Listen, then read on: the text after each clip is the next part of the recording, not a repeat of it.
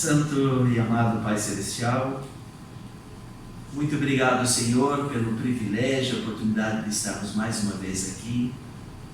Temos a nossa igreja aberta e, embora num número reduzido, Senhor, estamos aqui no intuito de Te adorar. E queremos que Tu nos ajudes a termos nossos pensamentos, os nossos desejos todos voltados para essa adoração, nesse momento. Que nenhum sentimento, nenhuma preocupação venha impedir de nós nos entregarmos na adoração nesta manhã. Queira, Senhor, abençoar as demais igrejas que estão reunidas nesse momento também, em nome do Senhor Jesus. Amém. Amém.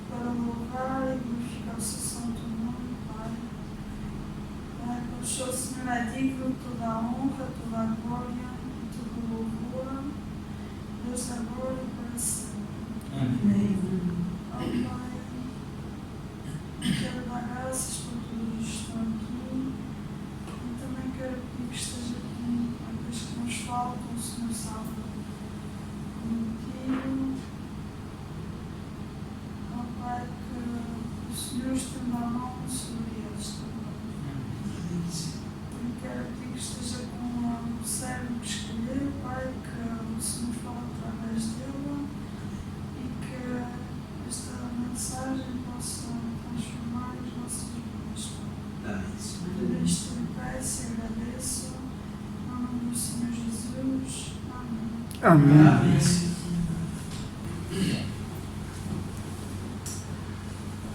Um número bem reduzido. Bom sábado, irmãos. Bom sábado. E assim vamos indo nesta situação de pandemia. As notícias e as decisões por aí pelo governo do país vem assustando as pessoas, eu creio, e a gente não sabe, a cada dia tem regulamentos diferentes e, enfim, esperamos em Deus que em breve essa situação se acabe, né, esse problema, e que consigam uma solução para isso, para contornar, para que a gente tenha uma vida normal outra vez, né? Para que a gente volte a frequentar as igrejas e as pessoas se animem para isso, né? Não precisamos mais usar a máscara, isso já é mesmo uma coisa muito ruim. Eu gostaria, irmãos, de fazer uma reflexão no encontro de Jesus com uma pessoa que transformou a vida daquela pessoa. Na verdade, seria um bom desafio esse, nós analisarmos os encontros pessoais que Jesus teve com pessoas. Nós vamos ver os maiores sermões que Jesus, que hoje nós temos a respeito de Jesus, foram daqueles encontros pessoais. É bonito ver Jesus com as multidões, mas os sermões mais eloquentes, né, que nós vemos do ministério de Jesus, mais fantásticos são aqueles encontros que ele teve assim, cara a cara, encontros pessoais. E eu quero destacar um, e na verdade já foi abordado na última parte da lição da escola sabatina, né, desta semana por acaso, mas eu gostaria de ampliar um pouco esse relato a respeito do encontro de Jesus lá em Jericó com o cego Bartimeu, que está em Marcos capítulo 10, verso 46 e seguintes. Marcos 10, 46 e seguintes. Esse mesmo relato está em Mateus 20, 29 a 34 e Lucas 18, 35 a 43. Está também esse relato aí. Então diz assim: e foram para Jericó. Quando ele saía de Jericó, juntamente com os discípulos e numerosa multidão, Bartimeu, cego mendigo, filho de Timeu, estava sentado à beira do caminho. E ouvindo que era Jesus, o Nazareno, pôs-se a clamar: Jesus, filho de Davi, tem compaixão de mim. E muitos o repreendiam para que se calasse, mas ele cada vez gritava mais: Filho de Davi, tem misericórdia de mim. Parou Jesus e disse: chamai-o. Chamaram então o cego, dizendo-lhe: tem bom ânimo, levanta-te, ele te chama. Lançando de si a capa, levantou-se de um salto e foi ter com Jesus. Perguntou-lhe Jesus: que queres que eu te faça? Respondeu o cego: Mestre, que eu torne a ver. Então Jesus lhe disse: vai, a tua fé te salvou. E imediatamente tornou a ver e seguia Jesus estrada fora. Muito bem. Esse já era o ano 31 da nossa era. Jesus já estava chegando no final do seu ministério aqui nessa terra. E aquela viagem de Jesus, aquela passagem por Jericó, era a última vez que Jesus estava passando por ali. Ele estava indo para festiva Jerusalém, né? Para a festa da Páscoa, e nós sabemos que foi já naquela vez que Jesus foi finalmente preso ali, naquele final de semana, e ele foi morto. Bartimeu, aqui apenas fala que era um cego e mendigo, filho de Timeu. O costume desse homem era ir à beira da estrada, onde passavam bastante pessoas, locais onde as pessoas se ajuntavam mais, e a vida dele era esperar um pouco de bondade das pessoas. E diz que ele era, além de cego, claro, ele era também, talvez por consequência, mendigo. E o que piorava a situação dele é que ele não era cego de nascença. Ele ficou cego numa altura da vida dele. O que piorava a situação é porque uma coisa é ser cego de nascença, não conhece as coisas, né? E a outra é ficar cego, tornar-se cego. Já conhecia tudo, de repente ficou cego, não pode mais ver. E essa era a situação dele, pelo que vemos inclusive, principalmente pelo último verso. E diz que ele tornou a ver. Isso quer dizer que ele já via antes, né? A visão que eu torne a ver foi o pedido dele, né? Então, ele, além de cego, era mendigo, e todos os dias era costume dele sair para algum local público e esperar das pessoas a bondade delas, uma ajuda. Mas naquele dia, Bartimeu não sabia que era o último, na verdade, o dia mais importante da sua vida, o último dia do problema da cegueira dele, né? Que ele não sabia que ele se encontraria naquele dia com o Salvador, com Jesus Cristo, o doador da vida, da saúde, né? O Criador de todas as coisas. Se Bartimeu soubesse, eu fico imaginando, se ele soubesse que naquele dia ele se encontraria com Jesus, com o Salvador, eu penso que ele teria se preparado da melhor maneira possível, se colocado lá num local já à espera de Jesus, com uma postura diferente. Isso faz nos refletir um pouco, que eu quero fazer aqui algumas comparações, algumas analogias dessa história e nos colocar também nessa história, né? Quando nós vamos para a igreja, nós vamos para nos encontrar com Jesus. Nós sabemos disso. Não que nós não possamos nos encontrar em outros lugares, sim, mas aqui é a casa de Deus, né? Um local separado para um encontro especial com Ele e a comunhão uns com os outros. A nossa postura devia ser diferente quando nós vamos nos encontrar com Jesus. Quando vamos nos encontrar com uma autoridade, né, do país, né, uma autoridade, nós procuramos colocar nossa melhor roupa, nos apresentar da melhor maneira para nos encontrarmos com a autoridade. Aí imagine com o Criador do Universo. Não devemos nos apresentar de qualquer maneira, né? Então isso faz nos refletir, é por isso que nós nos preparamos melhor do que em outras ocasiões para nos encontrarmos então com o Criador, né? Bom, mas Bartimeu não sabia, e ele naquela situação ali que ele vivia, né? Era uma rotina. Ele apenas ouviu o barulho de muita gente que estava passando, e ele achou que aquele seria um bom dia de esmolas, porque estava ali passando muita gente, né? E muita gente, milhares de pessoas iam para Jerusalém naquele período da festa da Páscoa. A cidade de Jerusalém aumentava aos milhares naquela semana festiva, né? Aquele final de semana da Páscoa. E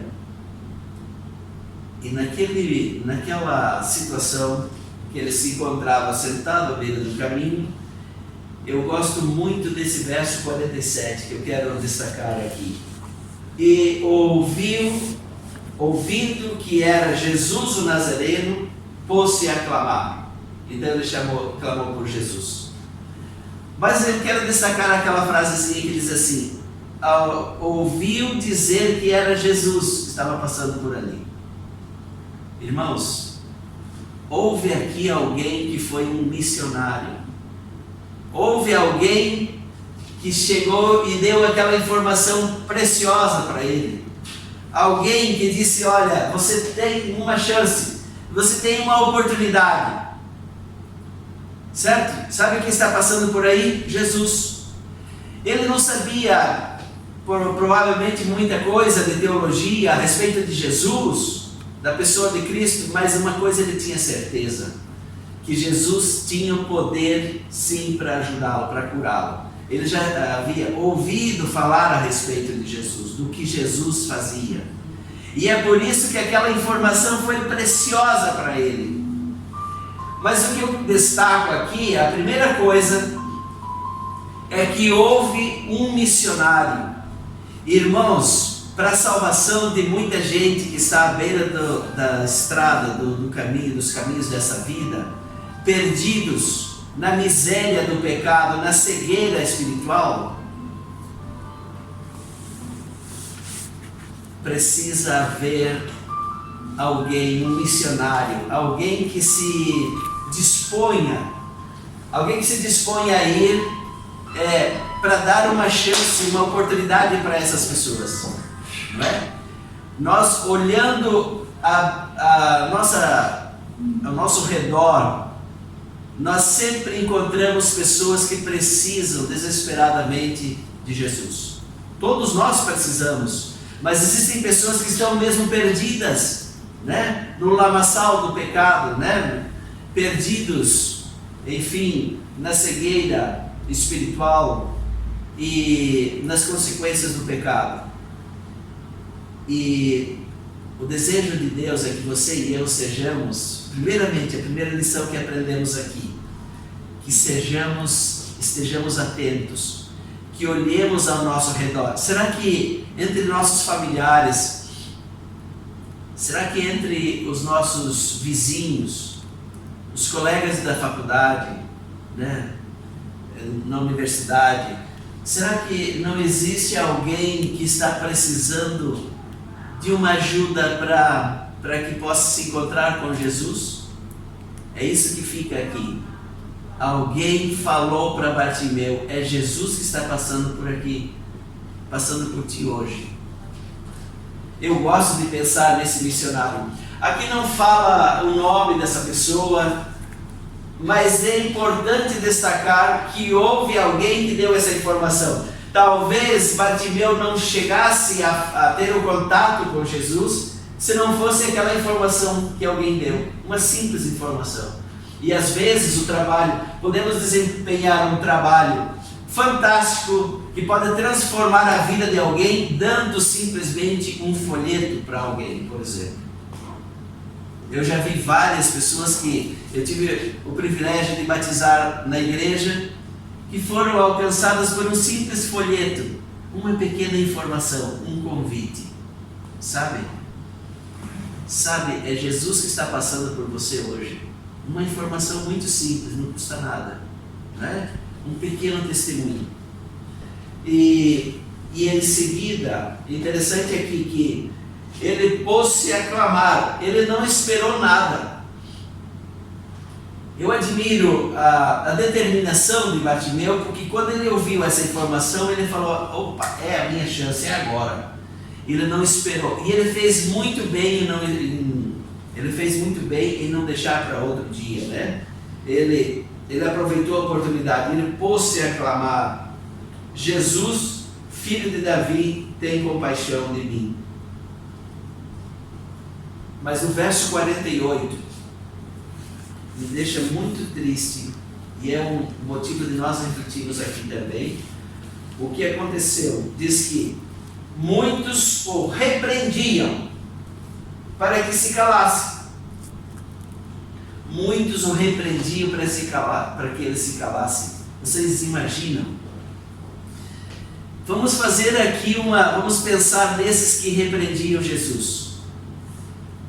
Provavelmente eram pessoas que eram seguidores de Jesus, certamente, provavelmente até discípulos de Jesus ali, escolhidos por ele mesmo, sabe? Que foram escolhidos para desempenhar funções até, provavelmente. Interessante, pessoas seguidoras de Jesus, que já haviam sido escolhidos por ele para serem seus seguidores, agora repreendiam o cego Bartimeu para que se calasse, para que ele não incomodasse o mestre. Irmãos, vamos pensar na intenção dessas pessoas. Vocês acham que era de tudo má a intenção deles? Qual era a intenção deles? Não incomode o mestre.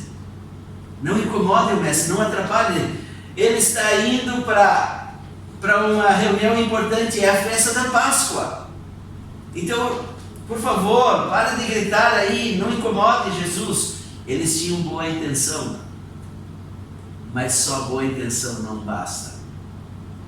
Tem um ditado que diz, né, o inferno vai estar cheio de boas intenções, gente com boa intenção. Não é boa intenção, não é só boa intenção que serve. Aquelas pessoas tinham uma boa intenção.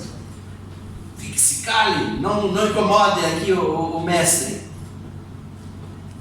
Jesus, e eu quero deixar frisada essa frase aqui, eles estavam sendo advogados de Jesus, certo?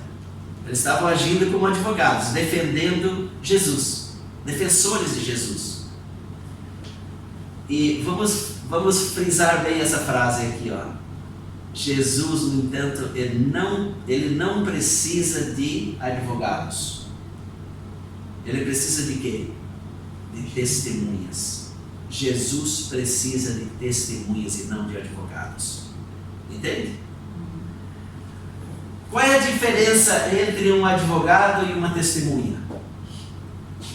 Um advogado se coloca diante de alguém, né, para defender aquela pessoa, defender a causa dela, defender a pessoa. Ele faz a defesa, ele fala em nome da outra pessoa. E uma testemunha, o que uma testemunha faz?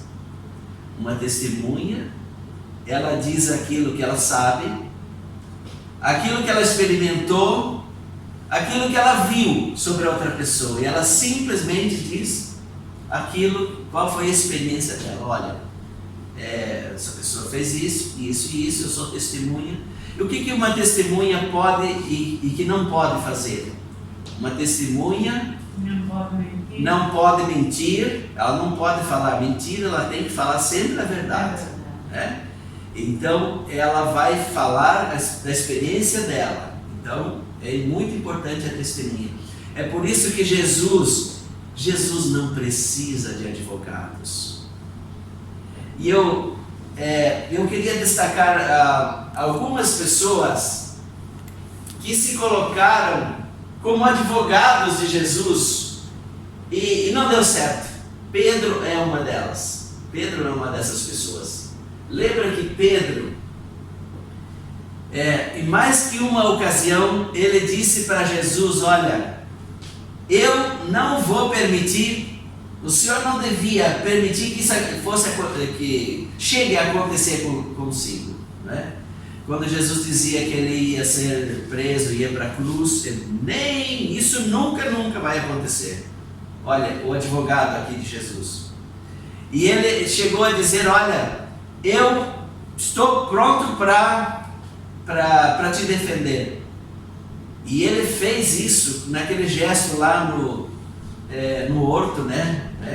Quando Jesus foi preso, quando o prenderam, Pedro imediatamente chegou para defendê-lo, né? Defender a Jesus. E ele até tirou a espada e ele feriu o soldado, né? E teria ferido muito mais se talvez ele, como soldado, negou e pegou só a orelha dele. Imagine, Jesus até fez o milagre de curar ali, restabeleceu ali aquele ferimento. Mas o gesto de Pedro mostrou que ele estava pronto para ser o quê? Um bom advogado de Jesus, um defensor de Jesus. Apesar de Jesus já ter advertido a Pedro, cuidado com isso. Não confie em si mesmo. E ele até advertiu que ele iria negá-lo. Imagine. E ele sempre confiava nele mesmo, como sendo um bom advogado. Bom, momentos depois, naquela situação de Pedro, quando procurou defender a Jesus, Jesus foi finalmente preso, momentos depois, e lá no Jesus preso, vemos lá aí no pátio, aquela serva veio indagar ali, eu vi que pelo sotaque ele também era um deles, falou: olha, esse também é um deles. E Pedro diz o quê? Eu nem conheço esse homem. Negou a Jesus 3 vezes, exatamente como Jesus o havia advertido. O que nós vemos aqui é que Pedro estava muito disposto, muito pronto para ser e forte como defensor, como advogado, mas muito covarde, muito fraco como testemunha. E Jesus não precisa advogados. Ele podia ter descido da cruz, ele bastava uma palavra, uma ordem, os anjos estariam ali para defendê-lo. Ele não precisava da defesa de ninguém. Jesus não precisa de defensores. Ele precisa sim de testemunhas, né? E o verso 48 diz: muitos o repreendiam, enquanto um deu uma informação, diz: sabe o quê? Olha, é Jesus que está passando por aí, está vendo esse movimento todo? É Jesus. E com esta informação ele estava dizendo: é a tua chance, é a tua oportunidade, ele pode te ajudar, né? Enquanto isso, diz que muitos desses defensores, né, com boas intenções até, pode ser, repreendiam para que eles se calassem. E Irmãos, existem muitos nas nossas igrejas, mesmo no meio cristão, hoje em dia, que muitas vezes agem como essas pessoas aqui, ó, que às vezes com aquele zelo, com aquela vontade, aquela intenção de zelar às vezes por Cristo, a sua igreja, enfim, acaba afastando as pessoas, sabe? Nós temos que ter cuidado com o nosso zelo, que pode ser aquele zelo farisaico. Os fariseus também tinham o que o apóstolo Paulo chama de zelo sem entendimento, né? Era essa espécie de zelo que aqueles seguidores de Jesus tinham, né? Fique calado, não incomode o mestre. Mas ele, apesar dessas repreensões, ele clamava cada vez mais, diz aqui, né? Gritava cada vez mais: filho de Davi, tem misericórdia de mim. E eu dizia antes que ele fez bem em não deixar para depois, porque na verdade aquela foi a última vez que Jesus passou por Jericó. Ele nunca mais passou por ali, porque já naquela viagem ali, o final daquela viagem foi o Calvário. Ele foi morto, ele foi crucificado. Então, Jesus não estava ali passando férias ali em Jericó, ele não veio para passar um tempo, ele estava apenas de passagem. Ele estava de passagem e ele estava indo como um cordeiro que vai para o matadouro, é isso mesmo. Ele tinha essa missão de salvar a humanidade, e é por isso que ele estava apenas de passagem por Jericó. Aquele homem fez muito bem em aproveitar a oportunidade, porque seria a última vez que Jesus passaria por ali. E sabe, isso faz-nos pensar que hoje Jesus está passando por nossa vida. E nós devemos aproveitar a passagem dele hoje, porque pode ser a última oportunidade para nós. É por isso que nós jamais devemos deixar de aproveitar a oportunidade hoje, que é a única que eu tenho, né? O futuro eu não sei, o passado não podemos voltar. Então o momento presente, Jesus está passando por nós hoje. E nós precisamos aproveitar. E no verso 49 diz que Jesus parou. Eu gosto dessa frase, e existem muitos outros encontros que diz com pessoas, Jesus parou. E esse é um outro desafio, a gente procurar passagens na Bíblia, na história dos Evangelhos, quando Jesus parou. Quando Jesus para, ele tem alguma coisa importante, né? Para bênçãos maravilhosas para conceder a alguém que o chamou a atenção, que ele viu ou que ele ouviu, né?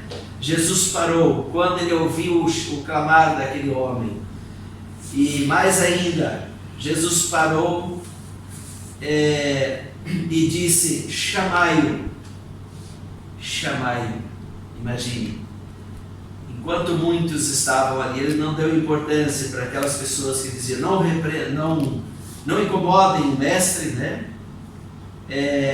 Jesus não se importou nada com isso e disse: olha, chama aquele homem, diz para ele vir aqui. Chamaram então o cego. Aqui outros missionários que entraram em ação, né? Chamaram o cego dizendo: tem bom ânimo, ele te chama. Mais alguns missionários aqui, né, que apareceram. Levanta-te, ele te chama. Como Deus precisa desses missionários que digam: olha, Jesus está passando por você hoje. E olha, ele está te chamando. Tenha bom ânimo, né? É a tua oportunidade. E então no verso 50 diz que ele lançou de si a sua capa. E ele levantou-se de um salto e foi ter com Jesus. É importante que a capa naquele tempo, para um mendigo, era muito importante. Eles estavam no início da primavera, provavelmente, e as noites e as manhãs ainda eram tanto frias. E a capa era importante para um mendigo. E provavelmente era tudo o que ele possuía, era a sua capa. Ele se proteger ali à noite, do frio, né? Às vezes os governos ali locais, eles até ofereciam uma capa para esses mendigos, para eles não morrerem de frio, né? Para eles não... Então, o que eu quero dizer é que a capa provavelmente era alguma coisa muito preciosa para ele, mas ele teve a coragem de lançar de si a sua capa, um bem muito precioso para ele como mendigo, né?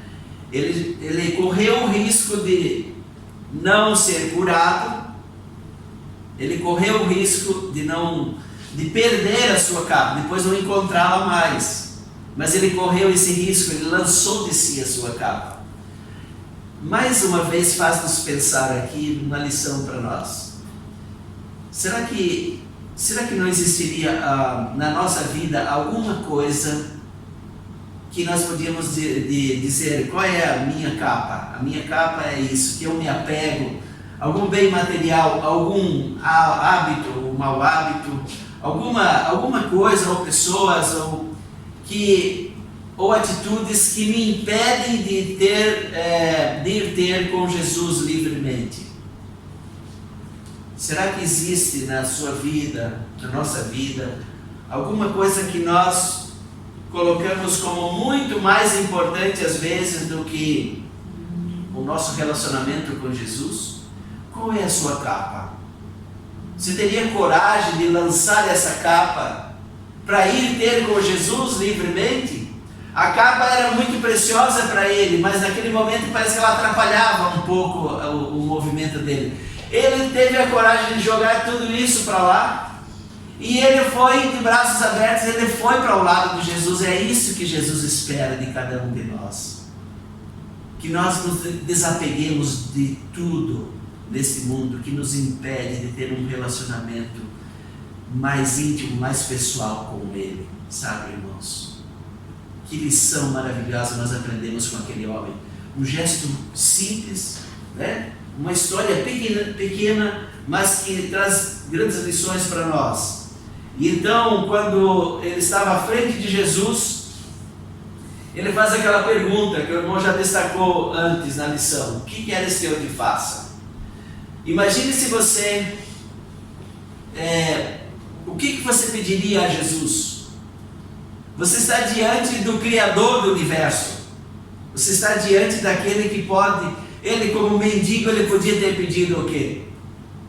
No mínimo uma boa casa, né? Eu quero ter uma boa casa para mim. Ele podia ter pedido bens materiais. Eu quero ter uma conta bancária com milhões lá, né? Como aqueles que ganham na Mega Sena, sei lá, que ganham lá um montão de dinheiro. Ele podia ter pedido isso para Jesus. Mas interessante que aquele homem foi sábio no seu pedido. Existem pessoas que no relato bíblico, relato de pessoas que fizeram bons pedidos e pedidos também maus e errados. Eu destaco, por exemplo, o pedido daqueles filhos de Zebedeu. Lembra que eles pediram para Jesus? Eles pediram: olha, sabemos que o Senhor vai ser entronizado, né? O Senhor vai ser finalmente o rei dos judeus. Eu só queria pedir que, se possível, que eu me assente à tua direita. Ele queria ser o primeiro-ministro, você imagina? Isso faz parte do ser humano. Eu quero ter uma posição de importância. Eu quero estar do seu lado direito. Era uma posição de destaque. E o meu irmão do seu lado esquerdo. Olha, um pedido indiscreto. E Jesus diz: olha, você nem sabe o que você está pedindo, né? Pedido errado. Mas teve uma vez um outro personagem bíblico, Salomão. Lembra do pedido de Salomão? Salomão, quando teve essa mesma oportunidade, Salomão, peça, rei, o que você quiser. Ele diz assim: eu quero ter sabedoria. Eu quero ter sabedoria. E ele foi o homem mais sábio que se tem notícia aqui na Bíblia. Eu quero sabedoria. Isso foi concedido para ele. Sabedoria. E teve um outro pedido também. Um daqueles homens que foi crucificado ao lado de Jesus. Qual foi o pedido dele? Ele podia ter pedido para descer da cruz, né? Mas ele pediu o quê? Que eu, lembra-te de mim quando entrares no teu reino. Olha que pedido impressionante, né? Diferente do outro que estava do outro lado, né? Estava ali, não cria em Jesus, nada, mas aquele o chamado bom ladrão, né? Ele teve a salvação garantida ali, mesmo ele sendo um malfeitor até a última experiência dele, antes de ir para a cruz. Pedidos errados são feitos, mas também pedidos certos, e Deus quer que nós peçamos a coisa certa para Ele. Naquela ocasião, como eu dizia, ele podia ter pedido qualquer outra coisa, mas ele pediu a coisa certa. Ele disse: Senhor, ele disse, que eu torne a ver, mestre, que eu torne a ver, que eu torne a ver. E esta é a última lição que eu destaco aqui.